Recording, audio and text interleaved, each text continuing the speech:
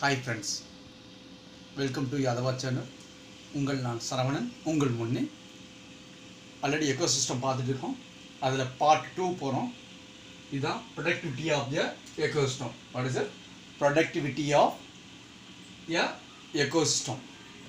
So என் எக்கோசிஸ்டத்தில் நம்ம ஃபஸ்ட்டு ப்ரொடக்டிவிட்டினா நமக்கு தெரியறதோட ஃபஸ்ட்டு பயோமாஸ்னால் நமக்கு என்னென்னு தெரிஞ்சுக்கணும். பயோமாஸ்னால் இப்போ mass of living organism. Mass of living organism எல்லா லிவிங் ஆர்கானிசம் ஃப்ரம் மைக்ரோ ஆர்கானிசம்லேருந்து மேக்ரோ ஆர்கானிசம் வரைக்கும் பர்டிகுலர் ஏரியாவில் மட்டும்தான்.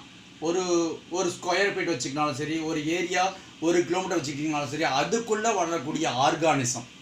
அந்த ஆர்கானிசம் எவ்வளோ நமக்கு என்ன பண்ணுறோம், அந்த ஏரியாவில் என்னென்ன விதமான ஆர்கானிசம்லாம் இருக்குது, தட் இஸ் கால்டு பயோமாஸ் நம்ம சொல்லுவோம்.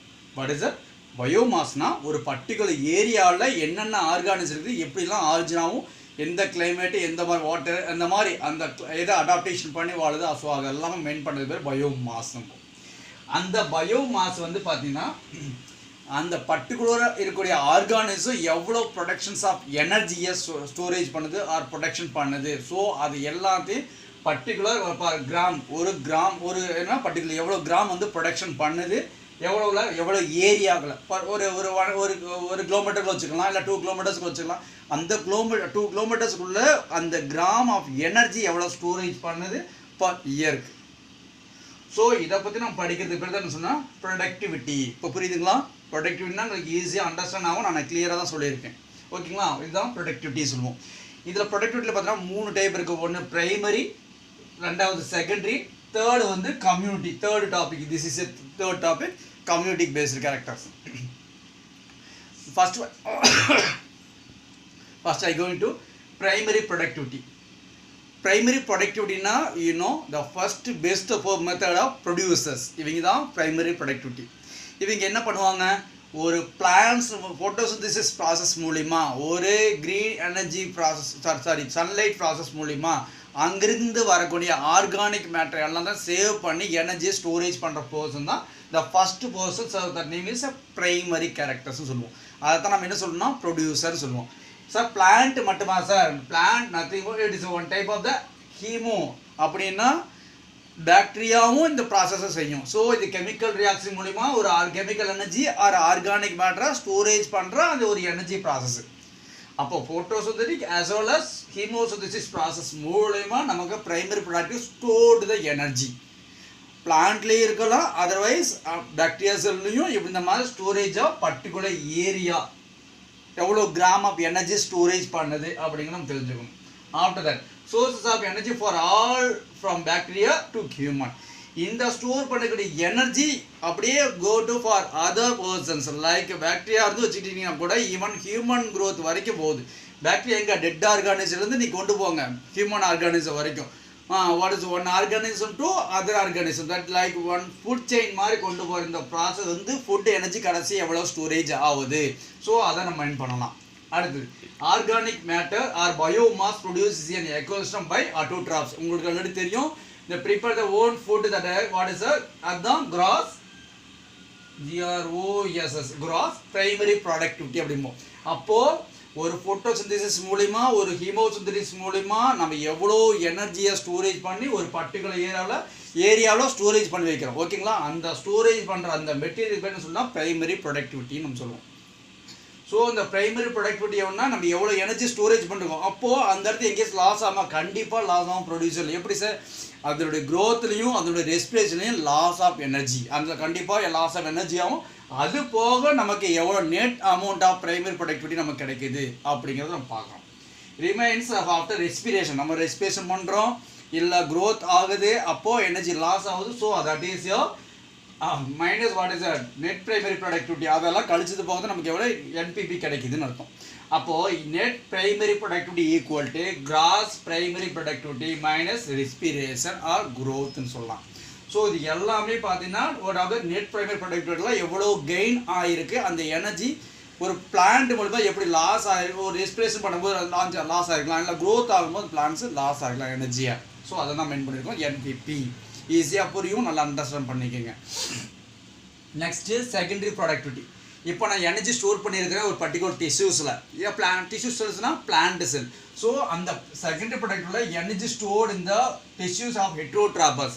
அப்போது என்ன ப்ரொடக்டிவிட்டி ப்ரொடியூசர்லேருந்து கூடிய எனர்ஜி ஸ்டோரேஜை இப்போ என்ன பண்ணுறேன், ஒரு ஆர்கானிசம் இருந்தால் அதர் ஆர்கானிசம். ஃபார் எக்ஸாம்பிள் ஒரு பிளான்ட்லேருந்து நான் ரேபிட்டுக்கு கொண்டு போகிறேன், இல்லை ரேபிட் இல்லைனாலும் ஆடு மாடு இந்த மாதிரி கொண்டு போங்க எனர்ஜியை. அப்போது இங்கே பிளான்ட்டோட எனர்ஜி அப்போ டோட்டலாக எங்கே போகுது, ஒரு கோட்டுக்கோ இல்லைன்னா கவுக்கோ ஆர் அதர்வைஸ் ரேபிட் இந்த மாதிரி one organism to other organism போகுது. That is called what is one of the கன்சியூமர்னு சொல்லுவோம் இல்லைங்களா. ஸோ இல்லைன்னா அது ஹெர்பிவோரஸ்ன்னு சொல்லுவோம். ஸோ அந்த ஹெர்பிவோரஸ் சரி whatever it is that is person is a consumer characters சொல்லுவோம். அந்த மாதிரி எனர்ஜி ஸ்டோரேஜ் ஆகும். அப்போ அவங்களாம் யாருன்னா depend to other organism, depend on other organism. Other organism பிளான்ட்டை வந்து இவங்க டிபெண்ட் பண்ணியிருப்பாங்க. யார், ஆடு மாடு இவங்கெல்லாம் வந்து டிபெண்ட் பண்ணியிருப்பாங்க. So that name is called கன்சியூமர்னு சொல்லுவோம் ஆர் ஹெட்டிரோட்ராப்ஸ் நம்ம சொல்லுவோம். ஓகேங்களா. அதில் ஃபர்ஸ்ட் ஒன் இந்த gross secondary productivity total amount of plant material ingested. எவ்வளோ, அதாவது ஒரு ஹெர்பிவோரஸ் அப்படின்னா உனக்கு தெரியும் யார், ஈட்டிங் பை ஒன்லி பிளான்ட்ஸ். அவங்க ஒன்லி பிளான்ட்டை மட்டும் தான் சாப்பிட்டு உயிர் வாழக்கூடிய ஒரு பர்சன் தான் ஹெர்பிவோரஸ் சொல்லுவோம். அவங்க அந்த second what is the total amount of plant material அப்படியே எடுக்கிறாங்க. ஸோ அப்போ என்னன்னா எடுத்தது போக அப்போ அவங்க என்ன பண்ணுவாங்க, ரெஸ்பிரேஷன் பண்ணுவாங்க, க்ரோத் ஆகும், plus waste materials removal of waste materials. அப்போ நம்ம எடுத்து க்ரோத் ஆகிறோம், ரெஸ்பிரேஷன் பண்ணுறோம். அப்புறம் ரெஸ்பிரேஷன் பண்ணும்போது நமக்கு லாஸ் ஆஃப் எனர்ஜி ஆகுது.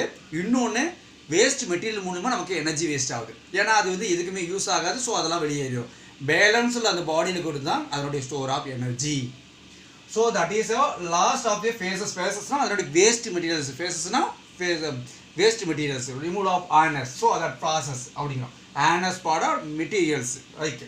தென் இதனுடைய நெட் செகண்டரி ப்ரொடக்டிவிட்டி இப்போ நம்ம கிராஸ்ன்னு நம்ம சொல்லிட்டோம். அடுத்து நெட் செகண்டரி ப்ரொடக்டிவிட்டினா இப்போது அந்த கன்சியூமர் எவ்வளோ அந்த வாட் இஸ் சார் ஹெர்பிவோரஸ்லேருந்து நம்ம அடுத்த ஒரு பர்சன்ஸ் வாங்கவான் அந்த அவனுடைய எனர்ஜி எவ்வளோ இருக்குன்னா கண்டிப்பாக அதுக்கு பாதிக்கு அப்படி டவுன் ஆகிடும். So the per unit area after the respiratory loss of net secondary. அவனும் அந்த இடத்துல ரெஸ்பிரேஷன் பண்ணுவான், வேஸ்டேஜ் இறக்குவான். ஸோ அவனுக்கும் அந்த எனர்ஜி லாஸ் ஆகும் அப்படிங்கிறோம். ஓகேங்களா. லாஸ்ட் ஒன் கம்யூனிட்டி சொல்லுவோம். Okay, third type community what is productivity சொல்லுவோம். கம்யூனிட்டி ப்ரொடக்டிவ்னா ஒரு ஆர்கானிக் மேட்டர் தட் பர்டிகுலர்லி ஒரு குரூப் ஆஃப் பிளான்ட்ஸ். அப்போது அந்த அனிமல்ஸை பர்டிகுலராக ரேபிட் மட்டும் மென்ஷன் பண்ண முடியாது, பர்டிகுலராக கவ் மென்ஷன் பண்ண முடியாது, பர்டிகுலராக கோட் மென்ஷன் பண்ண முடியாது. ஸோ இந்த மாதிரி ஹோல் குரூப் ஆஃப் பிளான்ட்ஸையும் அதனுடைய நெட் சிந்தசிஸ் ஆர்கானிக் மேட்டர் எவ்வளவு, ஸோ அதை பற்றி நம்ம படிக்கிறதுக்கு பேர் தான் கம்யூனிட்டி ப்ரொடக்டிவிட்டி நம்ம சொல்லுவோம். அது பர்டிகுலர் ஏரியாவில் எவ்வளோ கிராம் ப்ரொடக்ஷன் பண்ணுச்சு, அதனால் எனர்ஜி எப்படி fast to 1% to other persons, இது எல்லாம் கவுண்டிங் கொடுத்து ஒரு 1 இயருக்கு அந்த இடத்துல எவ்வளோ எனர்ஜி ஸ்டோரேஜ் ஆகுது. ஸோ அதை பேர் பார்க்குறது தான் கம்யூனிட்டி ப்ரொடக்டிவிட்டி நம்ம சொல்கிறோம். இது டிபெண்ட் ஆன் எதை வச்சு நம்ம சொல்கிறோம், ஒன்லி பிளான்ட் ஸ்பீசிஸு அதனுடைய போட்டோசிந்தசிஸ் பண்ண முடியாது அதை வச்சு சொல்லலாம். இனினா capacity of availability of nutrients, அங்கே சாயில் எவ்வளோ நியூட்ரியன்ஸ் இருக்குது. ஸோ ஒரு வேளை சாயிலில் நிறைய நியூட்ரியன்ஸ் இருந்துன்னா அங்கே பிளான்ட்ஸ் வெல் க்ரோத் ஆகும். ஸோ அதையும் நம்ம மெயின் பண்ணலாம். அடுத்து சோலார் ரேடியேஷன், வரக்கூடிய ரேஸ் நமக்கு 400 to 700 நானோமீட்டர் வேவ்லேருந்து கரெக்டாக எக்ஸாக்டாக விழுந்ததுன்னா அந்த ஒரு பிளான்ட்ஸ் க்ரோத் இன்னும் வெல் டெவலப்மெண்ட் ஆகும். ஸோ அது வாட் இஸ் கிளைமேட்டிக் ஃபேக்டர்ஸ் பொறுத்தளவுக்கு அதனுடைய எனர்ஜி லோ ஆகலாம், இன்னும் ஹை ஆகலாம் அப்படிங்கிறோம்.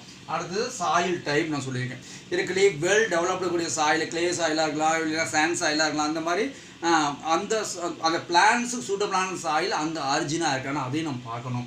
அடுத்து other factors like climatic factors, effect இந்த மாதிரி சம்திங் ஃபேக்டர்ஸ் அஃபெக்ட் ஆகும். இல்லைன்னா அந்த ரேஸ் மேலே யூவி ரேஸ், ரேடியேஷன் இந்த மாதிரி சம்திங் ஃபார்ம் போது அந்த இடத்துல பிளான்ட்டோட க்ரோத் வந்து ரெடியூஸ் ஆகலாம் அப்படிங்கிறாங்க. ஓகேங்களா. அடுத்தது இப்போ என்ன சொல்ல வரேன் அப்படின்னா, இப்போ ஒரு ப்ரைமரி ப்ராடக்ட் எடுக்கணும்னு வச்சுக்கோங்க. இப்போ ஒரு சின்னதாக ஒரு ட்ரையாங்கிள் மாதிரி போடுறேன். இப்போ இதெல்லாம் வாட் இஸ்னா ஒரு பிளான்ஸ் க்ரோத்துக்குன்னு, இதெல்லாம் ஒரு பிளான்ஸ் க்ரோத்து. ஸோ இந்த பிளான்ஸ் க்ரோத்து மேக்ஸிமம் நான் ஒரு கால் பண்ணிக்க ஒரு பர்டிகுலர் ஏரியாவில் ஒரு வருஷத்துக்கு எவ்வளோ கிலோ கேஜி கிடைக்குது அப்படின்னா 1000 கிராம் கிடைக்குதுன்னு வச்சுக்கோங்க. இப்போது இந்த பிளான்ஸை விட இதனுடைய அனிமல்ஸோட க்ரோத் எப்படி இருக்கணும், குறைவாக தான் இருக்கணும். அப்போ தான் அனிமல்ஸ் அங்கே உயிர் வாழ முடியும். அப்போது இந்த பிளான்ஸ் நம்பி வாழ்றவங்க இவங்க யார், ஹெர்பிவோரஸ்ன்னு சொல்லுவோம். அதாவது ஹெர்பிவோரஸ். இப்போது நான் 1000 வேண்டாம், நீ 900 எடுத்துக்கோ. ஸோ 9000 வச்சுக்கோங்க. இப்போ 9000 வந்து ப்ரைமரி ப்ரொடியூசர்னு வச்சுக்கோங்க.